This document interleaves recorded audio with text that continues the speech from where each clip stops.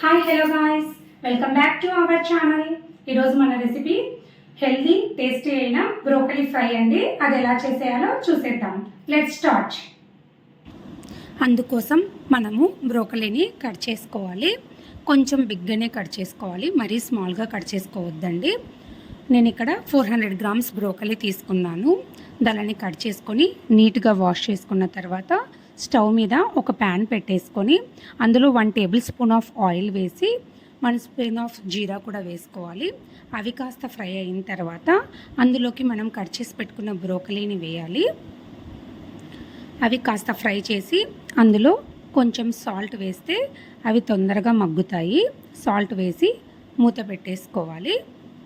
Next మనము broccoli కోసం powder ready చేసుకుందాము.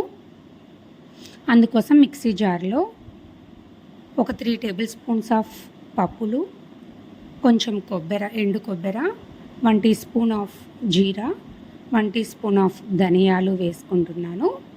అలానే 7 to 8 వెల్లుల్లి, టేస్ట్కి తగినంత సాల్ట్, కారము వేసుకొని అన్నిటినీ ఒకసారి గ్రైండ్ చేసుకోవాలి. ఇలా రెడీ అయిన పౌడర్ని పక్కకు పెట్టుకొని మనం ఇప్పుడు బ్రోకలీని మళ్ళీ ఒకసారి చెక్ చేద్దామండి. ఇవి ఇంకొంచెం ఫ్రై కావాలి.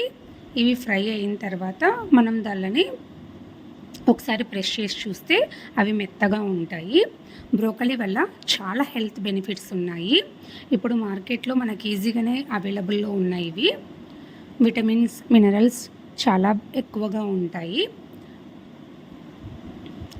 టేస్టీగా కూడా ఉంటుంది. ఇప్పుడు ఇది కుక్ అయిపోయిందండి. అందులోకి మనము రెడీ చేసి పెట్టుకున్న పౌడర్ వేసుకొని ఒక 2 మినిట్స్ ఫ్రై చేసేసుకుంటే బ్రోకలీ ఫ్రై రెడీ అండి. ఇది అన్నంలోకి, చపాతీలోకి చాలా టేస్టీగా ఉంటుంది. హెల్తీ కూడా. మీరు కూడా ట్రై చేయండి. Please like, share and subscribe.